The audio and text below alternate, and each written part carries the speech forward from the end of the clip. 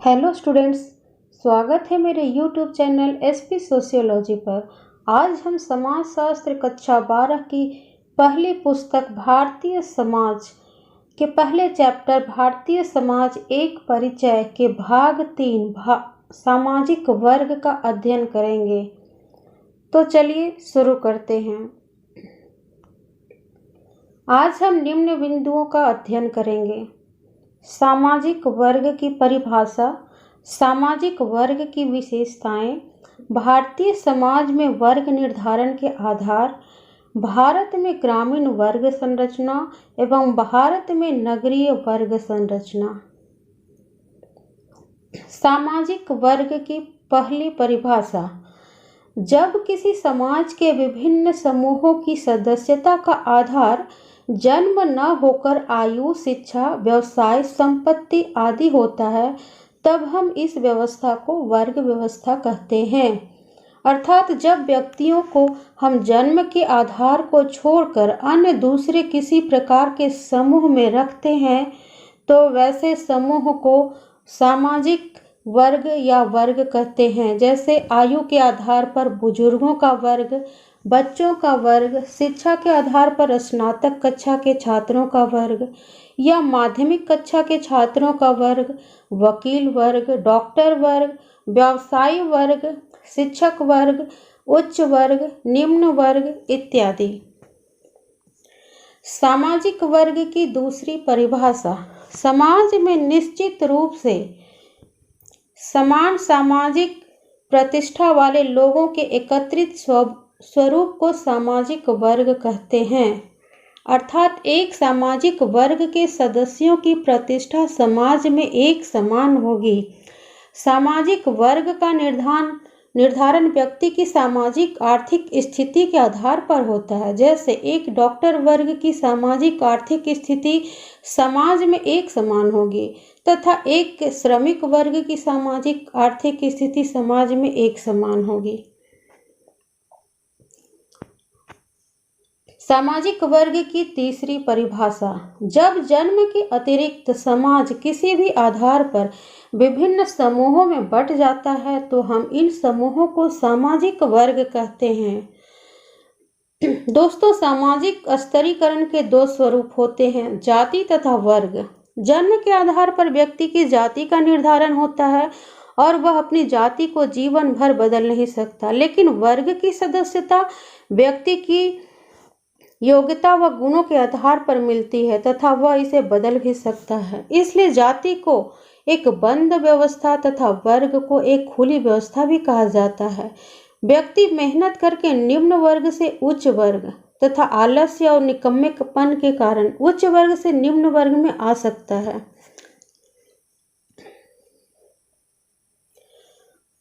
सामाजिक वर्ग की चौथी परिभाषा, औग वर्ण एवं निम्न कॉफ के अनुसार सामाजिक वर्ग की परिभाषा, एक सामाजिक वर्ग उन व्यक्तियों का योग है जिसकी आवश्यक रूप से एक समाज विशेष में एक समान सामाजिक स्थिति होती है। अर्थात एक सामाजिक वर्ग के व्यक्तियों के समूह के सदस्यों की सामाजिक स्थिति लगभग समान होगी, वे एक समान सामाजिक दशाओं में रहते हों तथा एक जैसी सुविधाओं का उपयोग करते हों। दोस्तों, आप इन सभी परिभाषाओं को कॉपी में नोट कर लें और याद रखें। सामाजिक वर्ग की विशेषताएं, 1. संस्तरण व्यवस्था, 2. समान परिस्थिति, 3. वर्ग चेतना, 4. पारस्परिक निर्भरता, 5. ऊंच नीच की भावना या श्रेष्ठता और हीनता की भावना, 6. खुली व्यवस्था, 7. अर्जित व्यवस्था। दोस्तों, सामाजिक वर्ग की विशेषताओं को कॉपी में नोट कर लें तथा वीडियो उपयोगी लग रही हो तो इसे एक लाइक जरूर कर दें। नंबर 1, संस्तरण व्यवस्था। दोस्तों, समाज में वर्गों की श्रेणी होती है। इस श्रेणी में कुछ उच्च वर्ग, कुछ मध्यम वर्ग, कुछ श्रमिक वर्ग, कुछ किसानों के वर्ग तथा कुछ निम्न वर्ग के होते हैं। उच्च वर्ग के लोगों की संख्या सबसे कम होती है सबसे कम होती है, उससे ज़्यादा मध्यम वर्ग की होती है, उससे ज़्यादा श्रमिक वर्ग की होती है, उससे ज़्यादा किसानों की संख्या तथा सबसे ज़्यादा निम्न वर्गों की सदस्यों की संख्या होती है, जो गरीबी रेखा के नीचे जीवन यापन करते हैं। इसके विपरीत निम्न वर्ग के सदस्यों की सामाजिक प्रतिष्ठा तथा शक्ति सबसे कम होती है, उससे ज़्यादा किसानों की तथा श्रमिक वर्ग की होती है, उससे ज़्यादा मध्यम वर्ग की होती है तथा सबसे ज़्यादा सामाजिक प्रतिष्ठा तथा शक्ति उच्च वर्ग के लोगों के पास होती है। कहने का तात्पर्य यह है कि उच्च वर्ग की संख्या सबसे कम रहते हुए भी उनकी सामाजिक प्रतिष्ठा व शक्ति सबसे ज़्यादा होती है। इसके विपरीत निम्न वर्ग के सदस्यों की संख्या सबसे ज़्यादा होती है, लेकिन उनकी सामाजिक प्रतिष्ठा व शक्ति सबसे कम होती है। इस प्रकार से सामाजिक वर्ग एक पिरामिड का निर्माण करती है और समाज में संस्तरण व्यवस्था अथवा उच्च व निम्न की व्यवस्था कायम रखती है। 2. समान स्थिति। एक वर्ग के सभी सदस्यों की समाज में स्थिति लगभग एक जैसी होगी। अगर आर्थिक वर्ग पर देखा जाए तो उच्च वर्ग के सदस्यों के पास ज़्यादा धन संपत्ति होगा, वहीं निम्न वर्ग के सदस्य गरीब होंगे। इसी प्रकार शिक्षित तथा अशिक्षित की सामाजिक स्थिति क्रमशः उच्च और निम्न होगी। वर्ग चेतना। प्रत्येक वर्ग के सदस्यों में अपने वर्ग के प्रति चेतना पाई जाती है। एक वर्ग से संबंधित लोगों की स्थिति समाज में एक समान होती है, अर्थात उनका रहन सहन, खान पान, सुविधाएं इत्यादि एक समान होते हैं तथा उनके बच्चों का समाजीकरण भी एक जैसी होती है। इसलिए एक वर्ग से संबंधित लोग आपस में पारस्परिक संबंध का निर्माण करते हैं तथा अपने हितों की रक्षा करने के लिए एकजुट होते हैं। इस प्रकार उनमें अपने वर्ग के प्रति चेतना उत्पन्न होती है। जैसे हड़ताल, आंदोलन इत्यादि में शामिल लोग एक ही वर्ग से होते हैं। 4. पारस्परिक निर्भरता।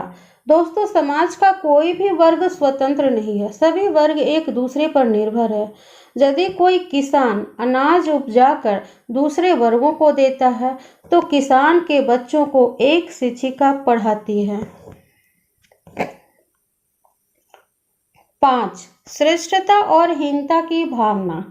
प्रत्येक सामाजिक वर्ग के सदस्य अपने वर्ग को दूसरे वर्ग की तुलना में श्रेष्ठ या हीन समझते हैं।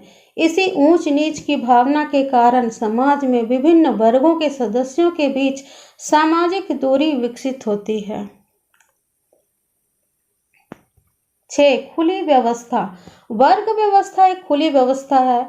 इसमें व्यक्ति अपनी योग्यता, शिक्षा तथा कार्य कुशलता से निम्न वर्ग से उच्च वर्ग में जा सकता है। जैसे एक चाय बेचने वाला लड़का भारत का प्रधानमंत्री बन सकता है। इसके विपरीत अपनी अकुशलता, आलस व भ्रष्टाचार के कारण व्यक्ति उच्च पद से निम्न पद में जा सकता है। जैसे मुगल शासकों की अकर्मण्यता, भोग विलासी जीवन तथा अकुशलता के कारण मुगल शासक वर्ग का अंत हुआ तथा अंग्रेजों का हमारे देश पर कब्जा हुआ। 7. अर्जित व्यवस्था। इतना जान लेने के बाद अब आप समझ गए होंगे कि वर्ग व्यवस्था एक अर्जित व्यवस्था है, अर्थात इसे अपनी योग्यता, कुशलता, शिक्षा, शक्ति अथवा धन के द्वारा पाया जा सकता है या अर्जित किया जा सकता है। भारतीय समाज में वर्ग निर्धारण के आधार। दोस्तों, आधुनिक समाजों में वर्ग निर्धारण का एकमात्र आधार आर्थिक है। वहीं भारतीय समाज में वर्ग निर्धारण के 7 प्रमुख आधार हैं। 1. परिवार तथा नातेदारी। 2. धर्म। 3. निवास का स्थान। 4. निवास की अवधि। 5. व्यवसाय की प्रकृति। 6. शिक्षा। 7. आय और धन संपत्ति। परिवार तथा नातेदारी। व्यक्ति के परिवार तथा नातेदारों अथवा संबंधियों की हैसियत के अनुसार वर्ग निर्धारण होता है। 2. धर्म। धर्म के आधार पर भी व्यक्ति का वर्ग निर्धारण होता है। 3. निवास का स्थान। रहने के स्थान के आधार पर वर्ग निर्धारण होता है। अगर व्यक्ति ऊंचे बिल्डिंग में रहता है तो वह उच्च वर्ग का होगा तथा टूटी झोपड़ियों में निवास करने वाला व्यक्ति निम्न वर्ग का कहलाएगा। 4. निवास की अवधि। जहां रह रहा है वहां अस्थायी रूप से अपने मकान में रह रहा है या अस्थायी रूप से किराए के मकान में रह रहा है, इस आधार पर भी वर्ग का निर्धारण होता है। 5. व्यवसाय की प्रकृति। व्यवसाय की प्रकृति के आधार पर व्यक्ति का वर्ग निर्धारण होता है, जैसे कोई कृषक वर्ग, पूंजीपति वर्ग, श्रमिक वर्ग, डॉक्टर वर्ग, शिक्षक वर्ग, व्यापारी वर्ग इत्यादि। 6. शिक्षा। शिक्षा के आधार पर व्यक्ति का वर्ग निर्धारण होता है, जैसे उच्च शिक्षित वर्ग, शिक्षित वर्ग, अशिक्षित वर्ग इत्यादि। 7. आय और धन संपत्ति। वर्ग निर्धारण में आय और धन संपत्ति को ही प्रधानता दी जाती है। आर्थिक आधार पर समाज 3 वर्गों में बटा है: उच्च वर्ग, मध्यम वर्ग, निम्न वर्ग। इन तीनों वर्ग में भी 3 वर्ग बटा हुआ है, जैसे उच्च वर्ग के अंतर्गत उच्च वर्ग, मध्यम उच्च वर्ग, निम्न उच्च वर्ग। दूसरी मध्यम वर्ग के अंतर्गत उच्च मध्यम वर्ग, निम्न मध्यम वर्ग तथा निम्न वर्ग के अंतर्गत उच्च निम्न वर्ग, मध्यम निम्न वर्ग और निम्न वर्ग। दोस्तों, वीडियो उपयोगी लग रही हो तो एक लाइक जरूर कर दें तथा चैनल पर नए हैं तो चैनल को सब्सक्राइब कर दें। चलिए अब देखते हैं भारत में ग्रामीण वर्ग संरचना। भारत में ग्रामीण वर्ग संरचना। इसके अंतर्गत 1. जमींदार वर्ग, 2. भूमिहीन श्रमिक वर्ग, 3. कृषक वर्ग, 4. दास वर्ग तथा 5वें नंबर पर ग्रामीण अभिजात वर्ग। 1. जमींदार वर्ग। ग्रामीण वर्ग संरचना में जमींदार वर्ग सबसे शक्तिशाली वर्ग था। गांव की सारी शक्तियां इन्हीं के हाथों में थी, क्योंकि गांव के सभी जमीनों, तालाबों, चारागाहों, बगीचों इत्यादि का मालिक जमींदार ही होता था। इनका उपयोग करने के बदले गांव वाले जमींदार को भारी लगान देते थे तथा जमींदारों की जी हुजूरी तथा सेवा भी करते थे। एक प्रकार से ये जमींदार उस गांव का राजा तथा बाकी लोग उसकी प्रजा हुआ करती थी। 1 जुलाई 1952 से संपूर्ण देश में जमींदारी प्रथा का उन्मूलन कर दिया गया। 2. भूमिहीन श्रमिक वर्ग। इसका अर्थ है उन मजदूरों से है जो खेती का काम करते हैं लेकिन उनकी अपनी जमीन नहीं है, वह दूसरों के खेतों पर मजदूरी करते हैं। इनकी दशा अत्यंत दयनीय है, इसलिए बहुत सारे कृषि मजदूर अपने गांव छोड़कर शहरों में पलायन कर रहे हैं और वहां जाकर वे मजदूरी का कार्य करते हैं और गंदी बस्तियों में निवास करते हैं। 3. कृषक वर्ग। कृषक वर्ग के अंतर्गत किसान आते हैं जिनकी अपनी खेती करने योग्य भूमि होती है। किसानों को 2 भागों में बांटा गया है: बड़े किसान और छोटे किसान। छोटे किसान जिनके पास कम जमीन होती है वो अपना खेती खुद करते हैं तथा जो बड़े किसान हैं वो अपनी जमीन या तो बटाईदारी पर दे देते हैं अथवा कृषि मजदूर रखकर खेती करवाते हैं। 4. दास वर्ग। भारतीय समाज में दासता का इतिहास लंबे समय से है। गांवों में साहूकार, महाजन और गांव के अमीर लोग कर्ज के बदले उनकी स्त्री, बच्चों तथा उनकी थोड़ी बहुत जमीन सभी को गिरवी रख लेते थे तथा उनको बंधुआ मजदूर बना लेते थे। बंधुआ मजदूरी प्रथा उन्मूलन अध्यादेश 25 अक्टूबर 1975 को जारी करके बंधुआ मजदूरी को संपूर्ण देश से खत्म कर दिया गया। इस अध्यादेश को बाद में बंधुआ मजदूरी प्रथा उन्मूलन अधिनियम 1976 कर दिया गया। हालांकि बंधुआ मजदूरी उन्मूलन होने के बावजूद यह प्रथा अप्रत्यक्ष रूप से आज भी विद्यमान है। गुजरात में इस प्रथा को हलपति, कर्नाटक में जीता तथा उत्तर भारत में बेगार के नाम से जाना जाता है। 5. ग्रामीण अभिजात वर्ग। अभिजात वर्ग का अर्थ है बुद्धिमान, रईस और सबसे शक्तिशाली लोग। ग्रामीण अभिजात वर्ग का मतलब है गांव में जिनकी स्थिति बहुत उच्च होती है। पहले ग्रामीण अभिजात वर्ग में जमींदार, साहूकार तथा प्रबल जाति के सदस्य आते थे, लेकिन वर्तमान में विभिन्न क्षेत्रों में अलग अलग अभिजात वर्ग का उदय हुआ, जैसे आर्थिक अभिजात वर्ग, धार्मिक अभिजात वर्ग, राजनीतिक अभिजात वर्ग इत्यादि।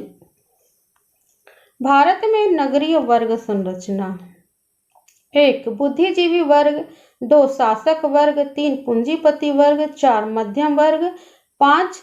श्रमिक वर्ग। शिक्षित बुद्धिजीवी वर्ग। औपनिवेशिक भारत में अर्थात अंग्रेजों के शासन काल में शिक्षित बुद्धिजीवी वर्ग ने ही सामाजिक बुराइयों जैसे बाल विवाह, दहेज प्रथा, सती प्रथा, पर्दा प्रथा, विधवा विवाह पर रोक इत्यादि के खिलाफ आवाज उठाई। यह शिक्षित बुद्धिजीवी वर्ग ही लोगों के दिलों में राष्ट्रीयता तथा स्वतंत्रता की भावना को जगाया। इनमें राजा राम मोहन राय, स्वामी विवेकानंद, ज्योतिबा फूले, महात्मा गांधी, डॉक्टर भीमराव अम्बेडकर इत्यादि का नाम उल्लेखनीय है। वर्तमान में शिक्षक, डॉक्टर, इंजीनियर, वकील, वैज्ञानिक इत्यादि अनेक शिक्षित बुद्धिजीवी वर्गों का उदय हुआ है। 2. शासक वर्ग। शासक वर्ग से अभिप्राय है राजनीतिक वर्ग। स्वतंत्रता प्राप्ति के पश्चात हमारे देश पर जिन्होंने शासन किया, इनमें इंदिरा गांधी, राजीव गांधी, अटल बिहारी वाजपेयी, नरेंद्र मोदी, सोनिया गांधी, राहुल गांधी, योगी आदित्यनाथ, अरविंद केजरीवाल इत्यादि का नाम उल्लेखनीय है। 3. पूंजीपति वर्ग। पूंजीपति वर्ग का अर्थ है उच्च वर्ग, जिसके पास पूंजी अर्थात धन संपत्ति अधिक है। गौतम अडानी, मुकेश अंबानी, रतन टाटा, आनंद महिंद्रा, लक्ष्मी मित्तल इत्यादि अनेक नाम है। देश की अर्थव्यवस्था से जुड़ी नीतियों के निर्धारण में इनका ख्याल रखा जाता है, क्योंकि ये पूंजीपति वर्ग के लोग बड़े करदाता या टैक्स पेयर के रूप में होते हैं। 5. मध्यम वर्ग। मध्यम वर्ग में बुद्धिजीवी लोग आते हैं, जैसे डॉक्टर, इंजीनियर, वकील, शिक्षक, पत्रकार, साहित्यकार, व्यापारी इत्यादि। ये लोग पश्चिमी संस्कृति से प्रभावित होते हैं तथा समाज की परंपराओं और रूढ़ियों को कम मानते हैं। ये अपने बच्चों की शिक्षा के लिए अधिक जागरूक होते हैं। 5. श्रमिक वर्ग। श्रमिक वर्ग अर्थात मजदूर लोग। इनमें से बहुत सारे लोग गांवों से पलायन कर शहरों में जाने वाले लोग होते हैं। ये सड़कों के निर्माण, घरों के निर्माण, रेहड़ी वाले, घरों में नौकर के रूप में काम करने वाले इत्यादि लोग आते हैं। इनकी स्थिति अत्यंत दयनीय होती है। ये समाज के निचले स्तर के लोग होते हैं। इनका खान पान, रहन सहन, पहनावा, रहने का स्थान अत्यंत निम्न स्तर का होता है। ये शहरों में गंदी बस्तियों में या सड़क के किनारे फुटपाथों पर निवास करते हैं। इस प्रकार हम कह सकते हैं कि ग्रामीण वर्ग संरचना और नगरीय वर्ग संरचना में भिन्नता है। दोनों ही वर्ग संरचना में समय के साथ परिवर्तन हो रहे हैं। वीडियो उपयोगी लगी हो तो लाइक करें, चैनल को सब्सक्राइब करें तथा अगली वीडियो आपको मिलती रहे इसके लिए नोटिफिकेशन ऑन कर दें तथा वीडियो को अपने दोस्तों के साथ शेयर भी कर दें।